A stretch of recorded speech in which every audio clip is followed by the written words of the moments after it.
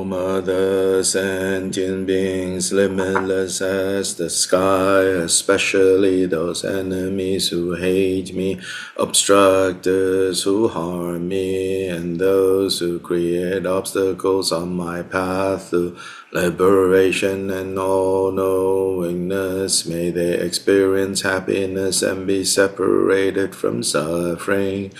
I will quickly establish them in the state of the most perfect and precious Bodhi. All other sentient beings, limitless as the sky, especially those enemies who hate me, obstructors who harm me, and those who create obstacles on my path to liberation and all-knowingness. May they experience happiness and be separated from suffering. I will quickly establish them in the state of the most perfect and precious Bodhi.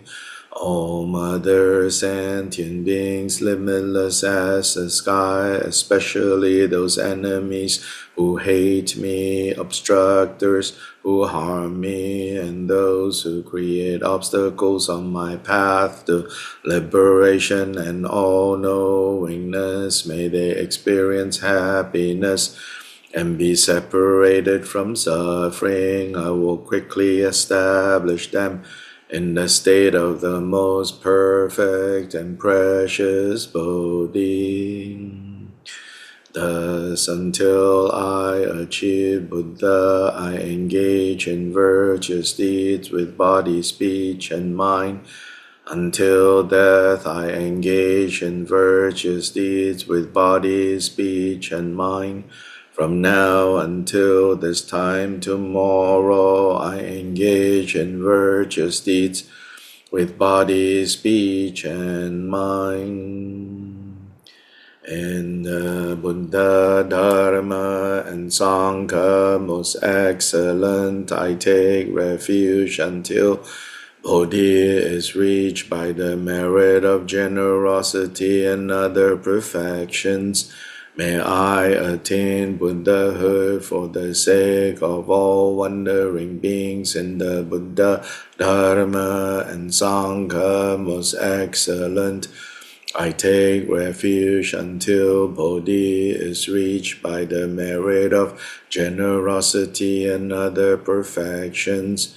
May I attain Buddhahood for the sake of all wandering beings in the Buddha, Dharma, and Sangha, most excellent. I take refuge until Bodhi is reached by the merit of generosity and other perfections. May I attain Buddhahood for the sake of all wandering beings. May all mother sentient beings, limitless as the sky, have happiness, and the causes of happiness. May they be liberated from suffering and the causes of suffering. May they never be separated from the happiness that is free from sorrow. May they rest in equanimity, free from the bias of attachment and aversion. May all mother sentient beings, limitless as the sky, have happiness and the causes of happiness. May they be liberated from suffering and the causes of suffering. May they never be separated from the happiness that is free from sorrow. May they rest in equanimity, free from the bias of attachment and aversion. May all mother sentient beings, limitless as the sky, have happiness and the causes of happiness. May they be liberated from suffering and the causes of suffering. May they never be separated from the happiness that is free from sorrow. May they rest in equanimity, free from the bias of attachment and aversion.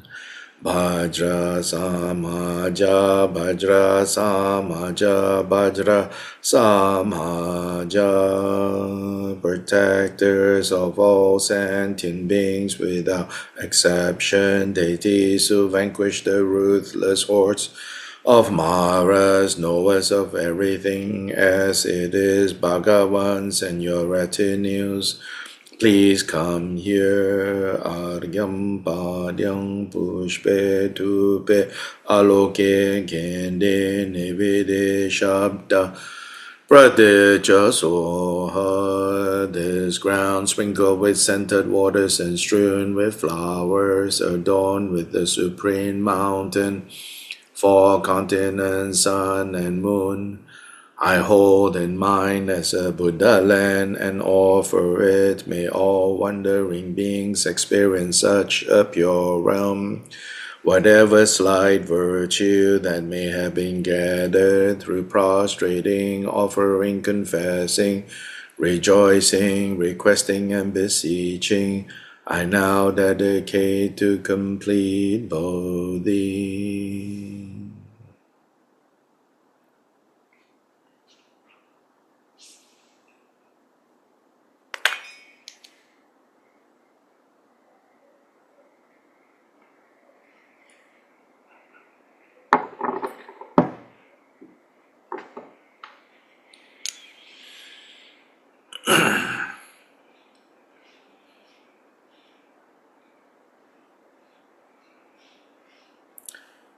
In a secluded place, sit on a comfortable cushion in Vajra posture. Straighten the spine, place the hands in a gesture of meditative equipoise below the navel. Gaze at the tip of the nose. Let your tongue lightly touch the upper palate. Leave your teeth and lips in their natural position. Then let breath flow comfortably.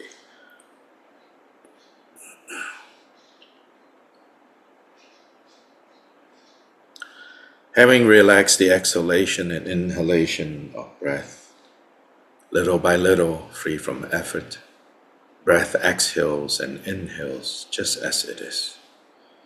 In this way, one is well seated in the Bodhisattva's posture.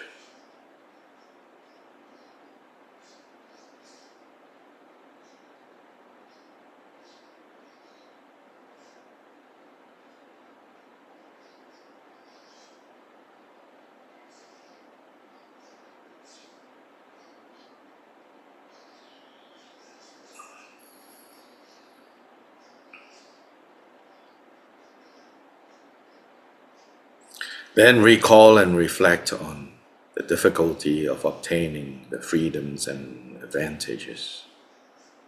Now that we have obtained them, impermanence and death cannot be predicted. Impermanence and death can come at any time and rob us of this precious human life with the freedoms and advantages.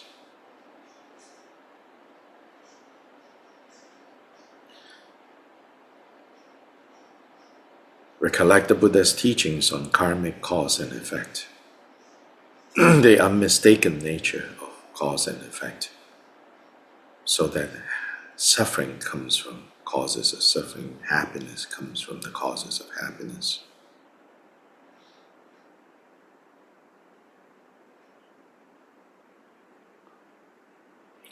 Place your trust and conviction in the unmistaken nature of karmic cause and effect. But also recognize that as long as we're in the cycle of cyclic existence, as long as we're wandering in the cycle of samsara, of confusion, then there is no meaningful and true happiness, just temporary breaks in between, moments of dukkha, moments of confusion.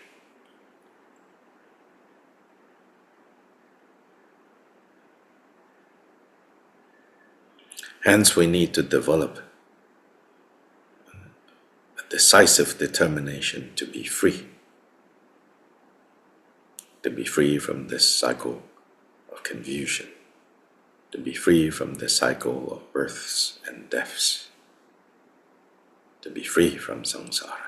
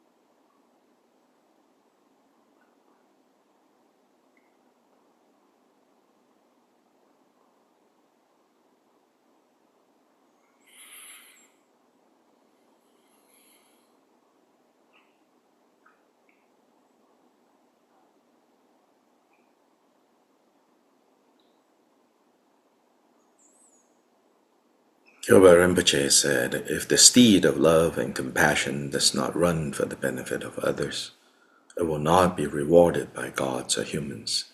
Attend earnestly, therefore, to this foundational attitude. As for this foundational attitude, it consists of three important elements: unbiased and unbounded loving kindness or metta, unbiased and unbounded compassion. Then on the basis of these two, unbiased, unlimited, limitless loving kindness and compassion, we make the commitment of waking up as Buddhas, committing to the goal of Buddhahood and committing to cultivating the cause for Buddhahood.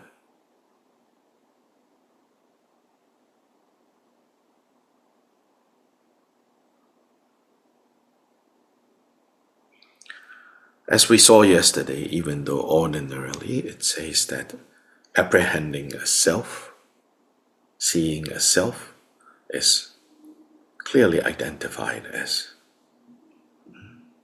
the root cause of confusion or the content of confusion, of avidya.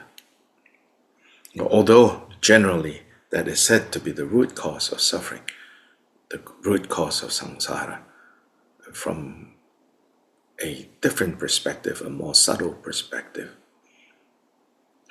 we can take that apprehending of a self to turn it to become the cause for the rise of this foundational attitude called bodhicitta. Which is once we have this perception of I, then we have the perception of others. Then when we look deeper into others, we see that, for example, they are experiencing confusion and suffering, the ripening of their negative karma as suffering. And seeing that suffering, we immediately respond with, we want that suffering to end. And on the basis of that wanting, bodhicitta can grow. We want them, the others, to be well. We want them to be free from suffering.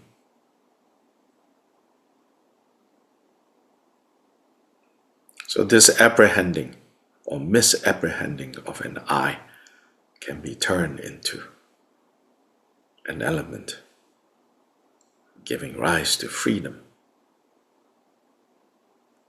giving rise to freedom from misprojecting this I when no I exists.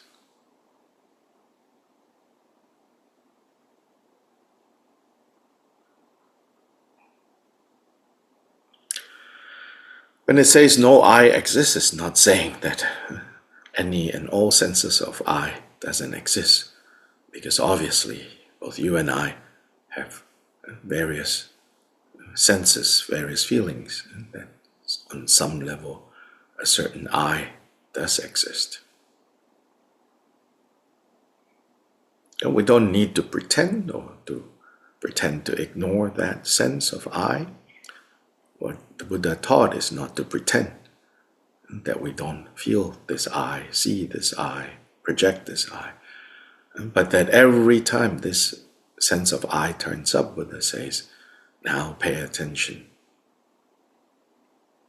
Now see how this sense of I operates, see how this I behaves, see what kind of impact operating from this I, what kind of impact this bring.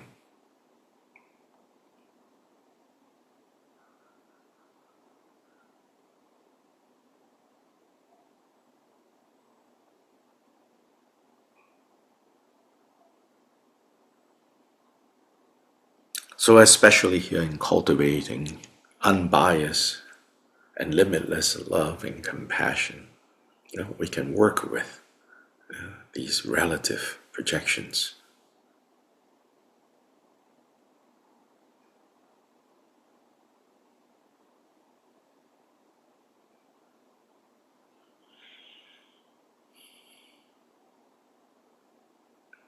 First, beginning with encouraging, building up, cultivating metta or loving kindness. Metta or loving kindness begins when we know what it is. So we bring to mind someone that we naturally feel a sense of gratitude towards, and someone we cherish, and someone that we want to be close to be around. Bring that person to mind. That will be the object that we begin with. And then, of course, extending from that object that comes easily and naturally for us to wish well for, to wish safety for, to wish happiness for. From there, we can extend to others. But first, begin with someone that we feel gratitude towards.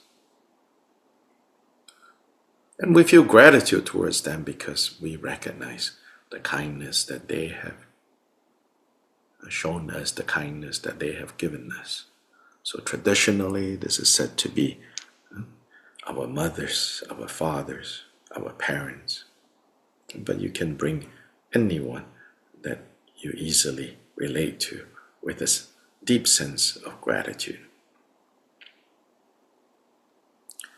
So this is a skillful method to give rise to that feeling, give rise to that emotion that the Buddha identified as metta or maitri, which means friendliness, kindness. Kind of naturally we feel a sense of big heart towards this person. Then from the center of your heart you can imagine this openness, this wish for wellness, this wish for safety, naturally radiating towards this person.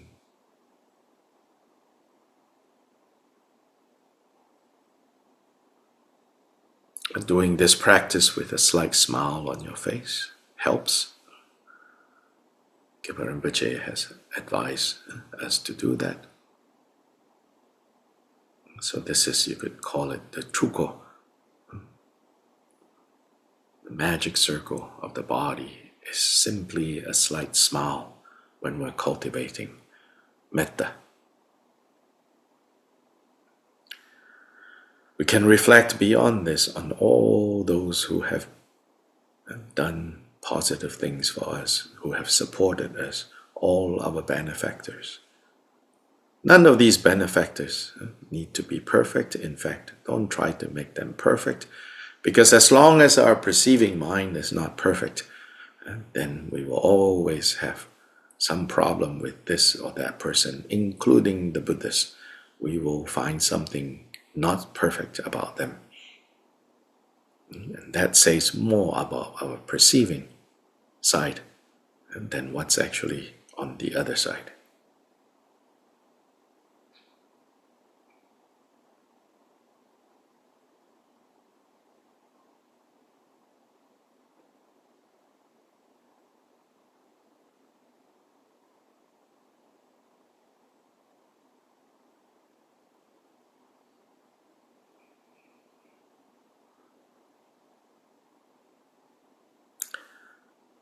As we feel the warmth that we have received from our benefactors, those who have benefited us, and that ignites the warmth in our own heart to radiate out.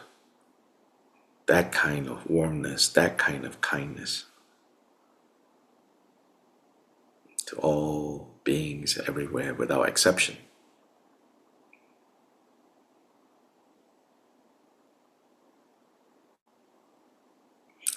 Gilbert Rinpoche says that the quality of mind, quality of heart, of metta, of maitri, jamba in Tibetan, is very soft. It's very soft, very pliable, very refined.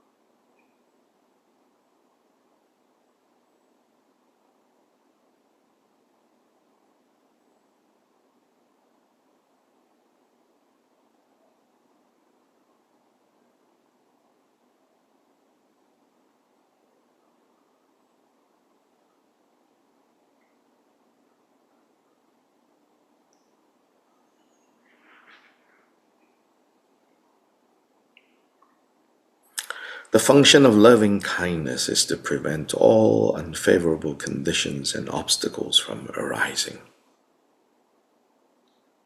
Especially when we embark on the path to awakening to freedom, we will meet conditions arising. These conditions arising are not, don't regard them as something troublesome. Don't think of it as, oh, I must have done something wrong with my practice. In fact, it is our practice of the Dharma that is drawing out these obstacles, and that is drawing out all these hidden ailments, so to say, from within our system. Like the good medicine that can pull out, bring to the surface all the underlying illnesses to come to the surface so that they can be addressed, so that they can be healed. So don't rely to difficulties that arise in the context of Dharma practice. Don't understand them, don't relate to them as, oh, something must have gone wrong. And rather see it as a natural process of bringing out hidden things.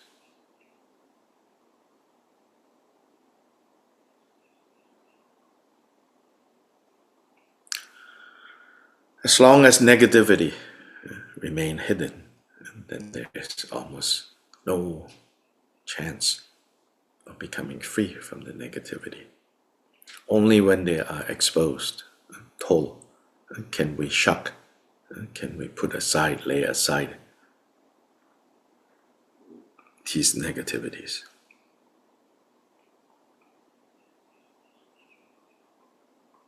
And in order to clear these negativities, it's a great blessing to have metta be the way to clear these problems, these obstacles. So we have to learn how to radiate metta more and more naturally, more and more frequently, so that that becomes our natural state of being.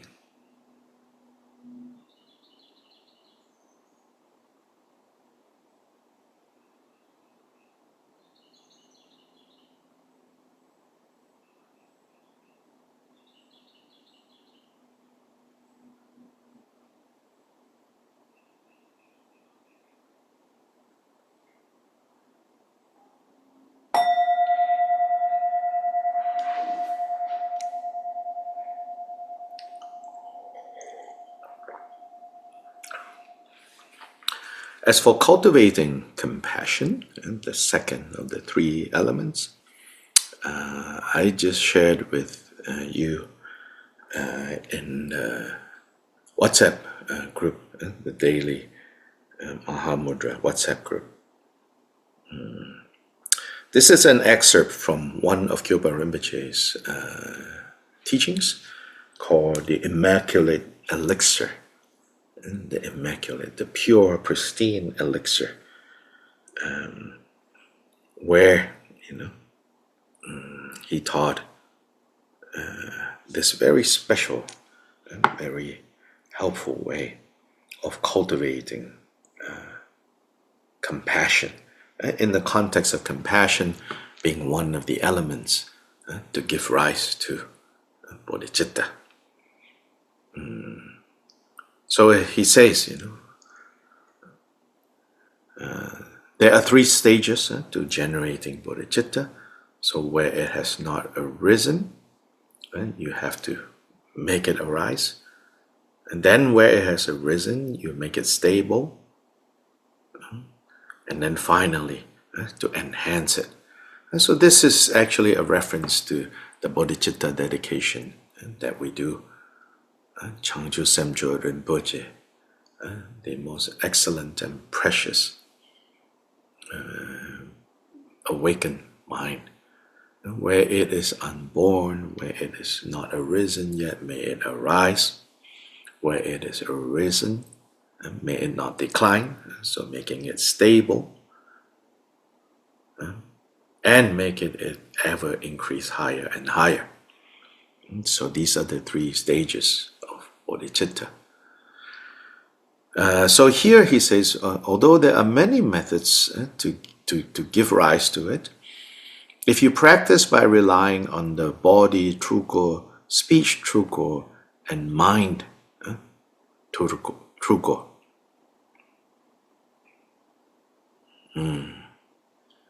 So this is very interesting, right? It says, if you rely on these three trukos, luki truko, ngaki truko, semki truko, so body, speech, and mind trukos. So trukos literally are these magic circles, magic wheels. Most commonly they refer to these yogic exercises and yogic postures, where you manipulate energy using exercising physical posture, breathing techniques. So the last time His Holiness, was in the Americas, we requested him to teach at a few places, including in Peru, then in Mexico. A set of these trucos, you could say, that he has put together from various sources that he finds to be helpful and without risks, done by just about anyone. So those are, classically what we know as truko. So, but here in the Immaculate Elixir, he is calling this set of practices the truko of body, the truko of speech, and the truko of mind, and it is they are magic wheels. Wheels, really, the connotation of wheel is continuity, uninterruptedness, the way a wheel turns uninterruptedly. And so this is a magical, manifested wheel. So he says, you practice the truko of body, speech, and mind in the style of secret mantra in order to give rise to bodhicitta. And here specifically, his instructions pertain to how to use compassion to give rise to bodhicitta. You need both, right? Loving kindness and compassion. And in fact, elsewhere, Gyalpa Rinpoche said, he said, when he first started to teach people, because his own experience, or his own, from his own experience, he achieved Buddhahood. Like one of the factors, one of the prominent factors in his process of achieving Buddhahood was when he was in retreat. He had leprosy, and he was feeling a lot of pain, thinking that that he would die before he achieved anything. And then in this moment of like really kind of like self, don't worry, this is not on fire, this is deliberate incense. In a moment where he thought he was going to die because in extreme pain from leprosy, one last thing he did was he thought, I should at least accumulate some merit before I die by making prostrations to this one statue of the 1,000-armed Chenrezig. It's said that this statue was given to him by Mahamudra. So he got up and he made a prostration. And then in that moment, you can almost imagine, like in a way he was consumed with self-pity. Oh, I'm going to die. Oh, this is so terrible. Not that he was afraid to die, but terrible in the sense of, like, I've received all these precious teachings from my guru. I'm so close to, making a difference. And then now, because of my disease, I'm going to die. So nonetheless, it was kind of self-pity, And then in that moment, as he was making that prostration, it is said that he suddenly saw all the beings of the six realms going through intense suffering. And immediately he forgot about his self, He only thought of the suffering of all beings. And it said that he passed out. And when he woke up, then he knew. It said that when he woke up, first thing is, his leprosy left. Right before he passed out, he saw like in the form of snakes, because in Tibetan culture, leprosy, skin diseases, blood diseases are often understood as somehow related to these Naga spirits. And so then he said he saw these Nagas leaving his body, then he passed out. Then when he woke up, he was healed from his leprosy. A miraculous recovery from that. So he said later, he said, so when he first started teaching, he was very eager to teach people compassion. But then he realized, no. Most people cannot start directly with compassion. And they have to first start with metta. So metta is where we should all start, really. Because we can get very emotional very quickly with compassion. And so he says compassion is, remember he said loving kindness is very soft and very smooth. And there he is saying that, he said, in contrast to, compassion is very rough. Literally, he used the word rough. So the connotation rough doesn't mean, don't practice it. It's saying like something rough, rubbing against you. Like a rough surface. So you'll feel the rub. You'll feel the roughness. And if your heart is not steady, especially if your heart is not steadied by loving kindness, then when you face the roughness of compassion, you might feel injured. A little bit of injury, maybe, is good.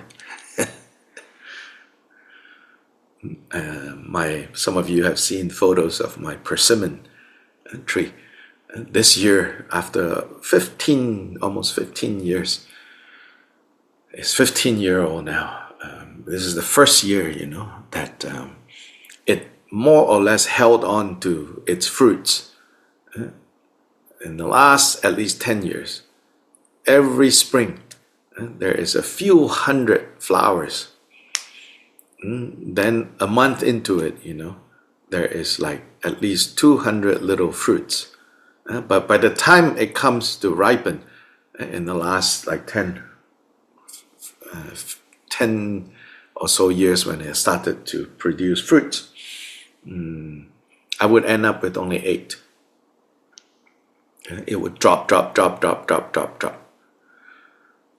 But this year, magically, it held on to its fruits.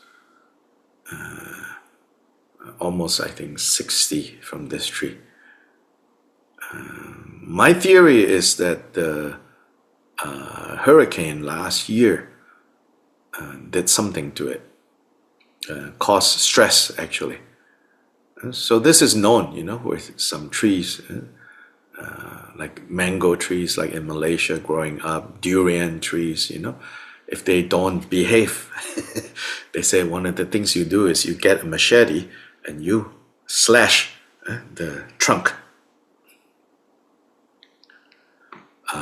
And it causes the tree, this is not grandmother's magical tales, like scientifically. What it does is it causes the tree, when it experiences stress, it kind of what we call shape up, like it feels a threat. So then this year, it held on to a lot more of its fruits, whereas in previous years, like, just drop, So yes, we should not, practice Dharma, become so, instead of becoming stronger and stronger from practicing Dharma, we become more and more, weak.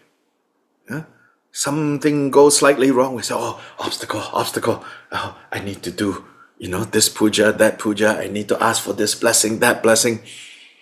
No, these obstacles are, hidden things that are coming up. It means it's working, actually, right? So yes, even compassion is rough.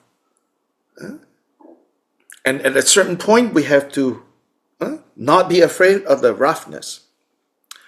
But at the beginning point, which is where most of us are still at, first learn how to cultivate metta. Cultivate metta, you say, how much of metta should be there before you more kind of focus on karuna, on compassion? So much metta, so to say, as in you become so familiar with metta that you feel that you have the ability to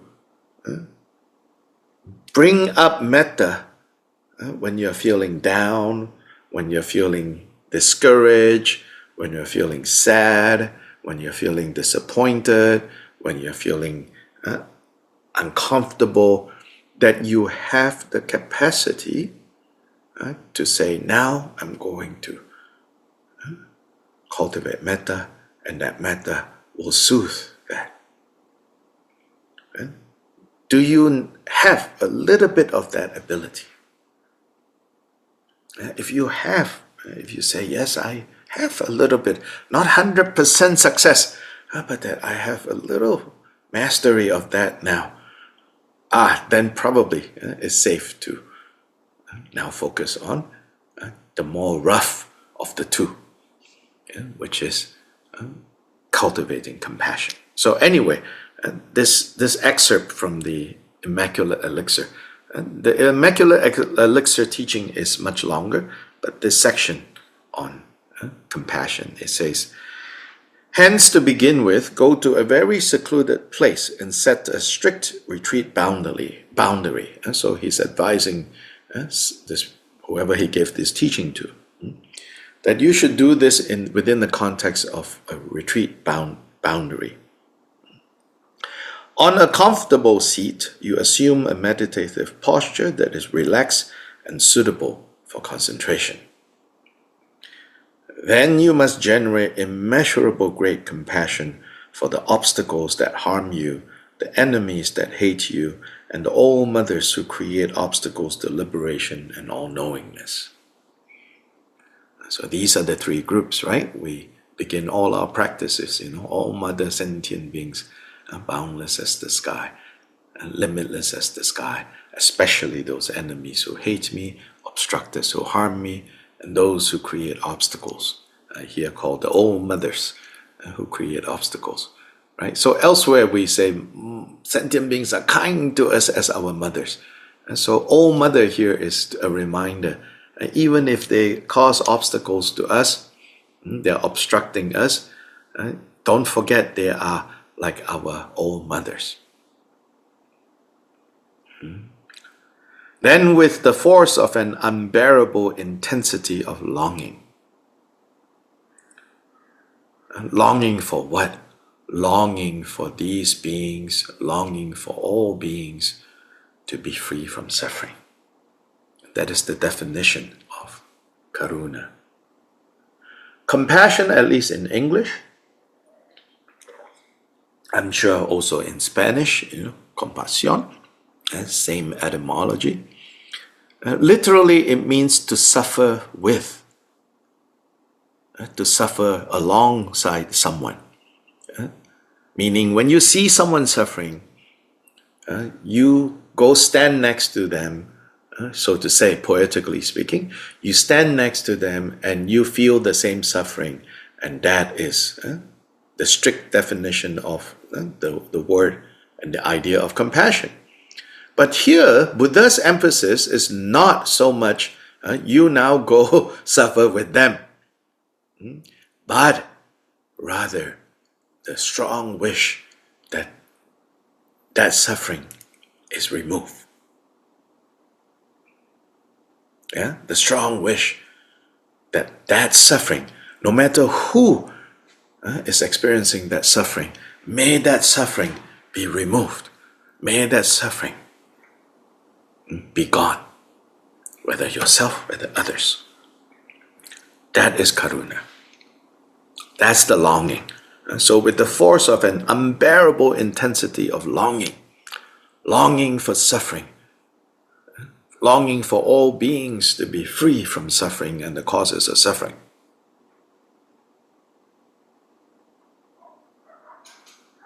And so the emphasis is not in to suffer along. Of course, when we see someone suffering, right, we already experience a little bit of suffering along. That means, like we say, to have empathy, to have sympathy. If you don't have empathy and sympathy, right, then you don't even notice that someone is suffering. So you live like you are in the God realm, it's like, oh, everything is fine, And then you see people suffering, you say, oh, come on, And we might even use the Dharma, oh, come on. Suffering is all within your own hands. Get over it. Then we are not able to practice compassion because we don't even see that people are suffering. Someone is suffering. Whereas with loving kindness, we don't see that there is good in the world, there is kindness in the world.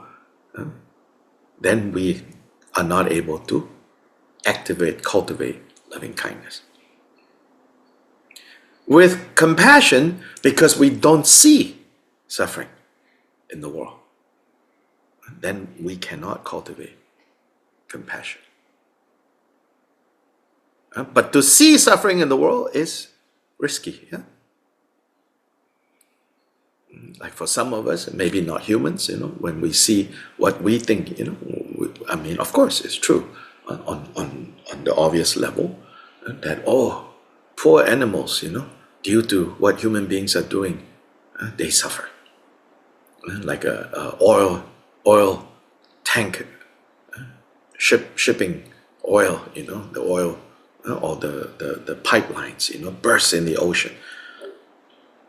Tens of thousands of sea creatures and birds. So we feel such intense suffering. And that one is mostly suffered with, We're not yet cultivating karuna. Karuna is this, wanting them to be free from suffering and the causes of suffering. Right? And also, when it comes to cultivating compassion, it's easy to cultivate compassion for those whom we label as innocent or we recognize as innocent, as helpless. But here, the object of cultivating compassion are not innocents. And not that you cannot, but not innocents. Enemies who hate me, obstructors who harm me, and those who create obstacles. So in a way, loving kindness and compassion cultivation works as a pair in a way. The one side working with those that we label to be friends, those that we label as we like. Another one, we are working with those we label as enemy or foes at least, and those that we don't like and we cannot stand.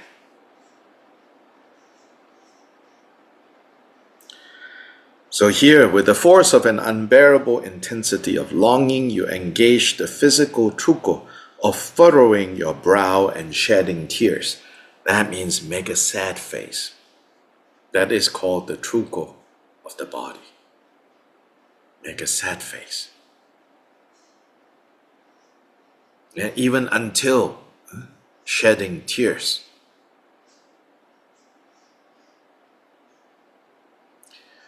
The speech truko is to count on a mala reciting.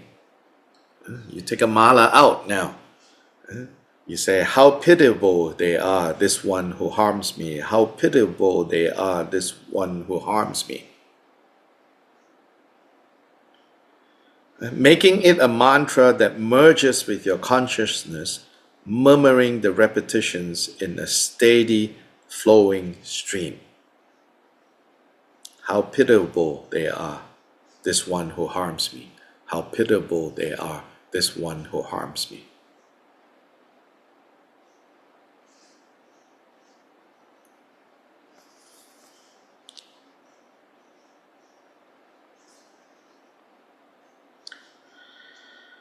And so, let's experience some of this.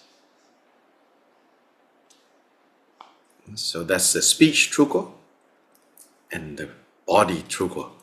The mind truko will come after about 100 recitations of how pitiable this one who harms me. So do it in a language that is most natural for you. You don't need to be so exact in the translation of this phrase. It's just an example of what. Think of if there is someone currently, some of us may have situations where you can very easily think of, who you think is harming you, and you have very difficult, feelings towards them. You bring that person to mind, but then now the emphasis is seeing how pitiable this one who harms me. Because, why? Right? We understand karmic cause and effect. That when they cause so much harm, what kind of karmic effect is going to ripen before too long. So whether we have someone personal, that's personally that we perceive as harming you right now, or more broadly, like what's happening in the world. So now, instead of using the victims of harm, basically, you are bringing to mind the perpetrators of harm and say, how pitiable this one who harms the world. How pitiable this one who harms the world. So whether me or the world, 100 recitations.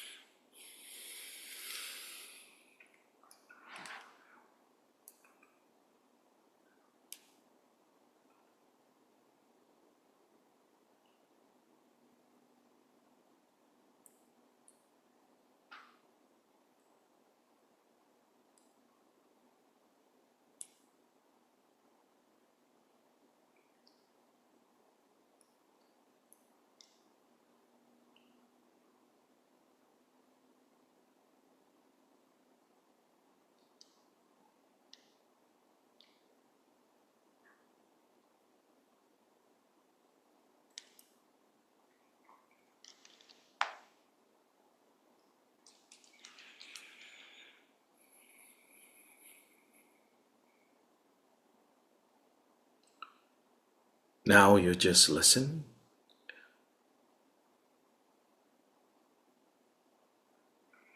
After about 108 recitations, you begin the mind truko,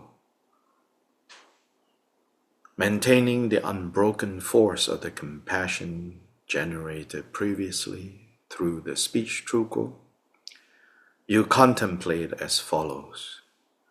In what way is this being who harms me, who harms others, an object of compassion? It is for these reasons that they are an object of compassion. They have been our mother since beginningless time. This mother, overcome by negative karma, under the power of negative karma, under the power of afflictive emotions, has no control over her own mind. Like a mad person, she has no choice but to harm sentient beings in general, and no choice but to harm me and to harm the innocents or to harm those that I cherish in particular. Because this mother has harmed herself and others in this way, the result is that she will be born in the hell realms. I must think of the suffering of that state of existence. And it is not enough that I think of how she will be born in hell just once.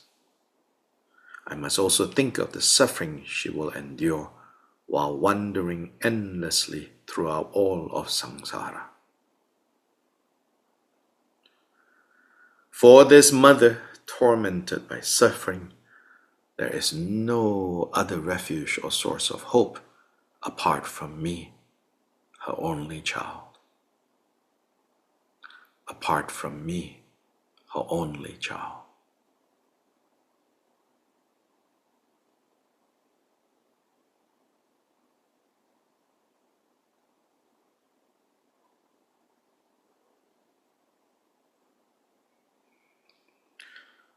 And Kyoba Rinpoche said, think about this again and again.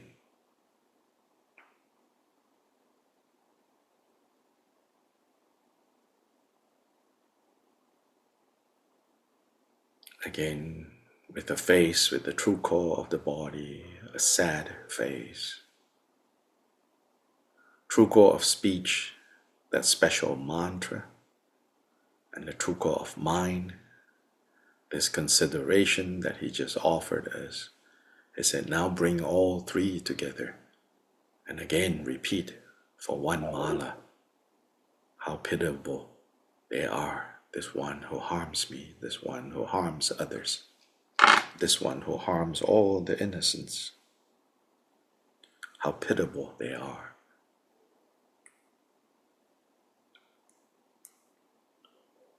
So whenever you're ready, again you use the mala to count this as your heart dwell on the suffering of such harm bringer, of such obstacle makers.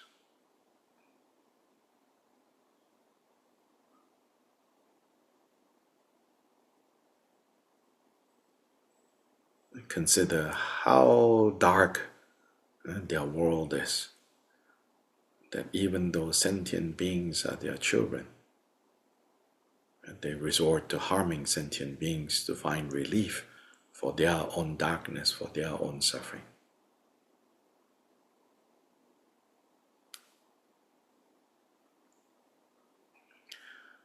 This is akin to parents in intense, unimaginable starvation, having to eat their own children, quite literally.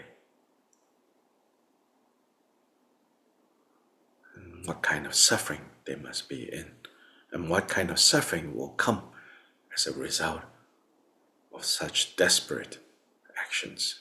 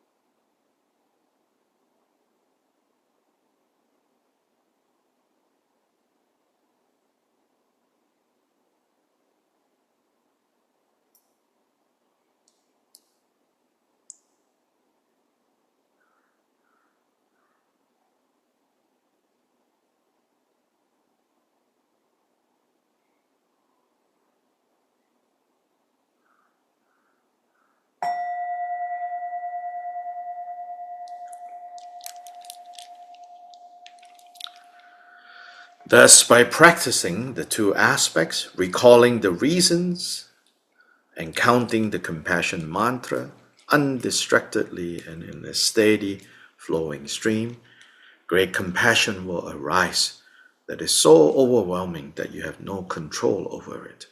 Signs will appear, such as your heart feeling like it will burst, tears flowing uncontrollably, and being unable to maintain your body's composure. This is what is called the truko of mind. The result that arises from these three trukos is the uncontrollable great compassion that is generated for those who harm you. You must sustain this compassion continuously. You must abandon all that is contradictory to compassion, such as feeling anger towards enemies and obstructors, or wanting to inflict harm upon them.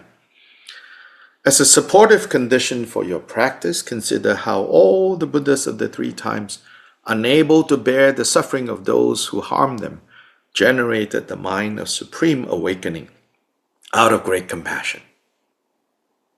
And see how all the Buddhas of the past have become Buddhas because of this.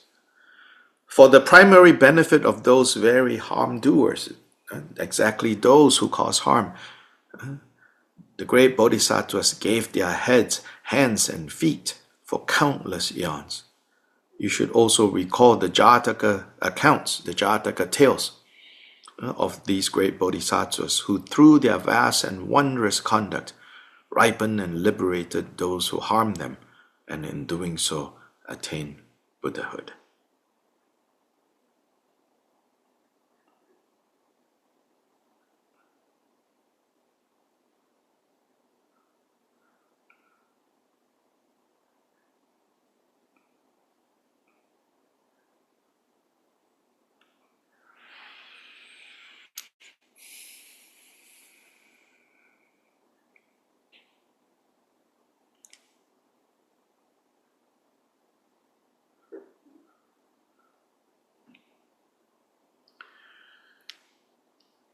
Yes, so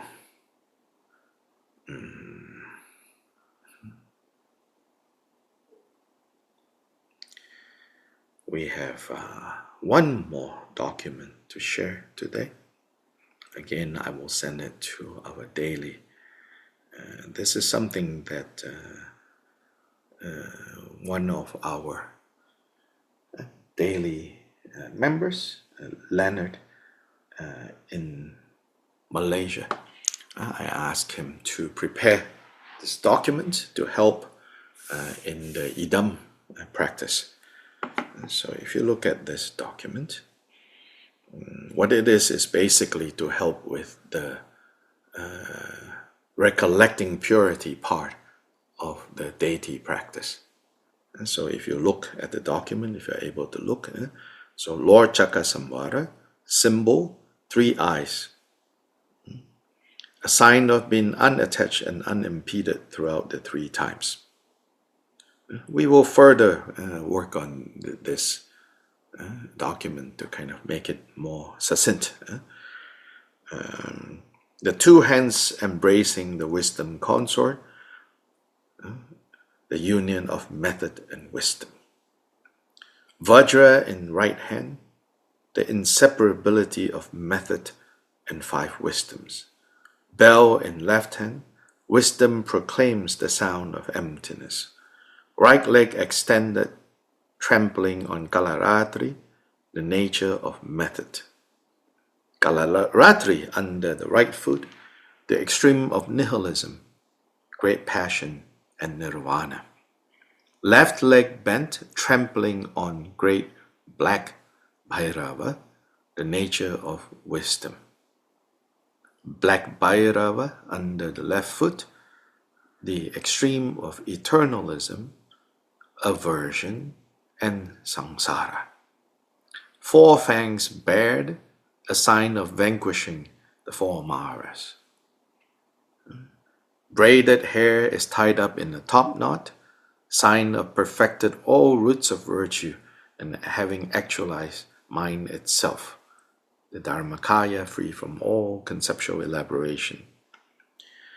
Half of his braided hair hangs downwards, a sign of placing all sentient beings in the state of perfect Buddhahood. Blue precious jewel on top of the braided hair topknot, fulfilling the wishes and desires of all sentient beings. Cross Vajra on the right side of braided hair topknot, accomplishing the benefit of sentient beings through various exalted activities. Inward facing crescent moon on the left side of braided hair topknot, bodhicitta increasing ever higher and higher. And the head is sealed with akshobhya, a sign honoring the guru who introduces the self-arisen, co-emergent wisdom, and so on and so forth. So this, hopefully this is going to be helpful. Again, like I said, we will still clean up to make it more succinct. Then, page 6 on is the symbolism of Lady Vajravarahi, and then finally the offerings of the 16 goddesses on page 8 onwards. So how they look, and the mantra and which goddess is which mantra, and the 16 goddesses. Yeah. So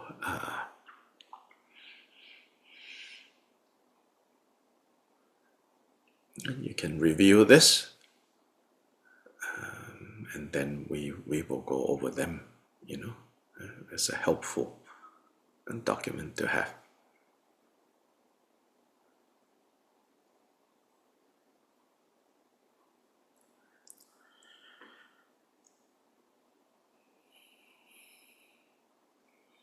Okay, now dedication on page 78.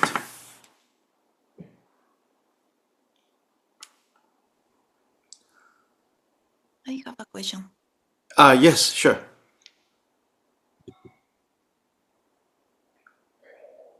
Good morning.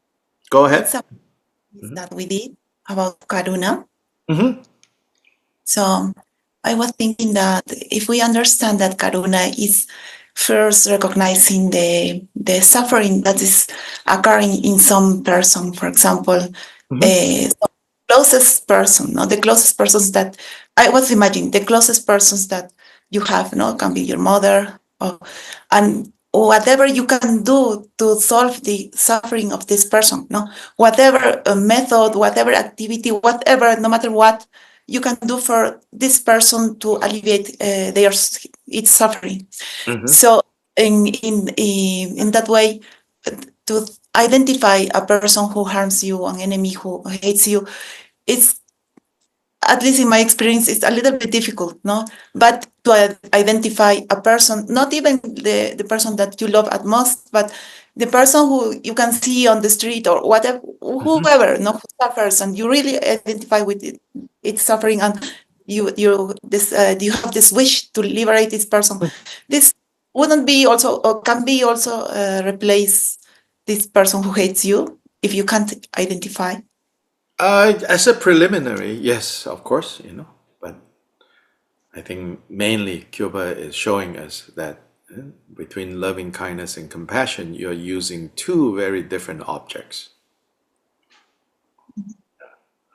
Likewise, even in loving kindness, more in depth, you can say, whatever person, even someone you don't know, you see some kindness there, you recognize. So same with this, but here are very specific instructions for really making it strong and powerful. And it's meant to be difficult. But this is good difficult.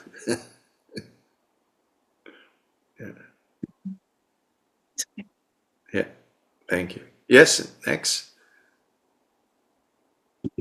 Good morning. I'm liking the enough wisdom to just like contain this emotional suffering when you feel compassion towards others. Because at the beginning of these guided instructions, I was just these stories about what this person did to me or things like that. But then at some point, it just you dissolve into them. I don't know what happens, but it Mm-hmm. doesn't matter again. The stories that you have in your head, and then you try to explain it. But then Yes. the desperation starts to arise about what can I do about that person. I don't want them to suffer, even if they Yes. did bad to me. It doesn't matter anymore. It's just like Yes. I don't want them to be in the hell realms or anything like that. Right. And I don't know what can I do. So I just felt I was waiting for the answers at the end of this guided, just like a compassion experience for Mm-hmm. the answer that now you can do this for them. But because I didn't get that, I just got stuck with this emotion of desperation. And I don't know, I'm lacking the wisdom to direct all my efforts or things that I can do. Because at this point, it doesn't matter what happened anymore. It's just like I don't want uh, Yes. them to Right. feel. Yeah. So the point is not about the story, you know. Remember that what we're doing here is we're using objects to give rise. We are not trying to solve people's problems. Whether it's metta, whether it's karuna, we are in a training stage. Okay, actually bringing happiness to others, actually freeing others from suffering. That's not what's the focus is. While we are using this to cultivate powerful bodhicitta.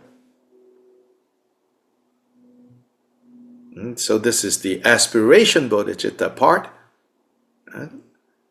Then the action bodhicitta part, is the next part.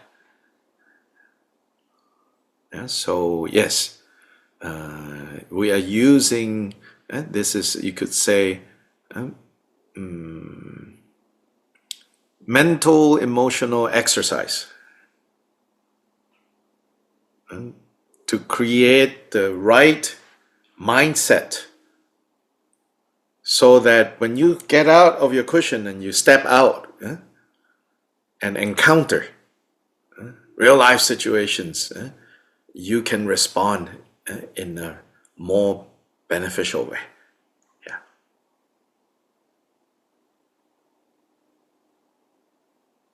Thank you so Right. much, Rinpoche. Yeah. So right now, That these exercises are like, think of it as, practicing. I've used this example a lot, this is like practicing in a karate, club. Right? You're using actually artificial control environment.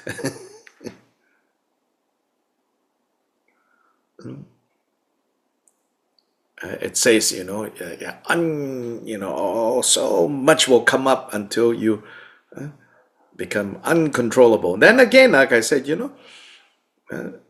first, practically speaking, mostly practice loving kindness. It doesn't mean, right?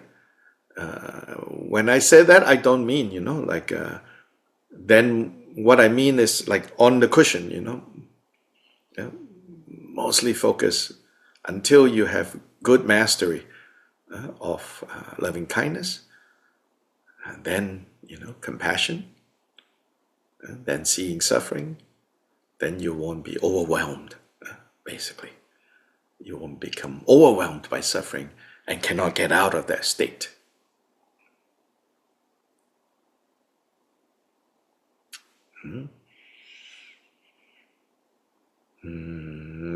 There are more general, many places also Buddha taught a more general cultivating of both loving kindness and compassion together without the kind of intensity that Kyopa is talking about here.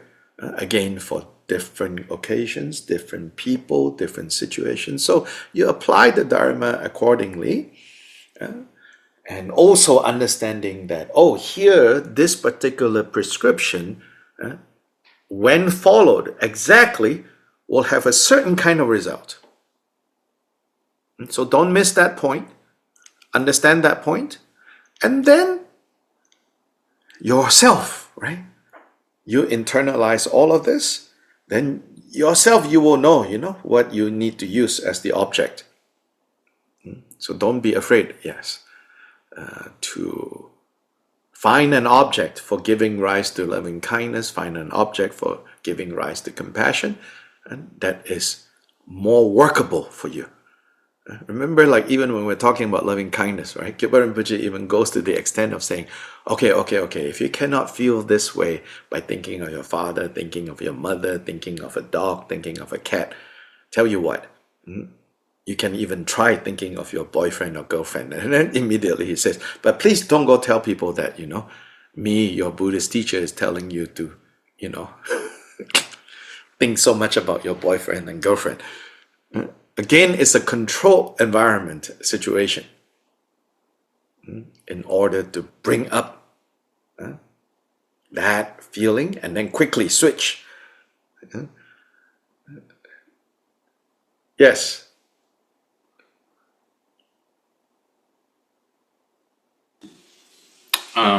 Yeah, I just wanted to say that you've kind of mentioned this in the past before, so I've used it before. And I mainly there's either two kind of objects I use. One is a specific person who I work with who does everything I do backwards, who just absolutely annoys me. And so I use him as an object of compassion.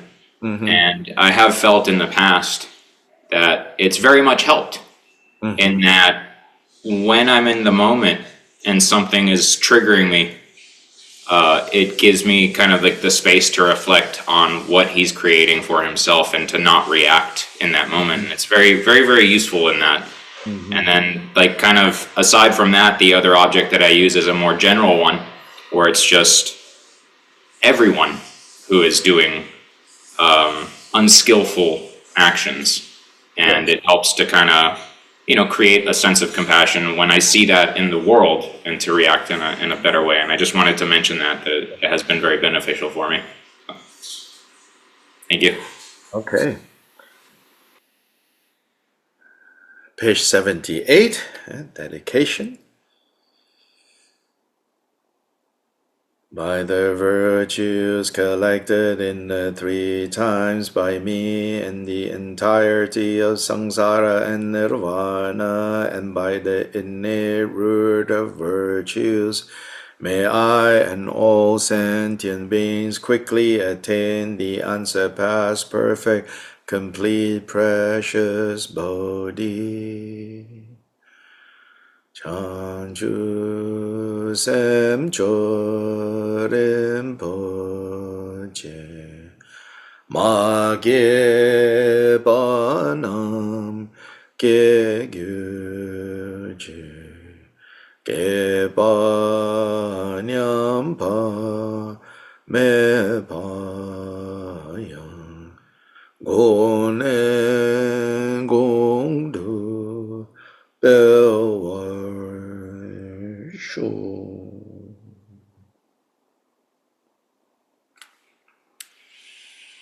Okay, bye bye everyone. Gracias, Rinpoche.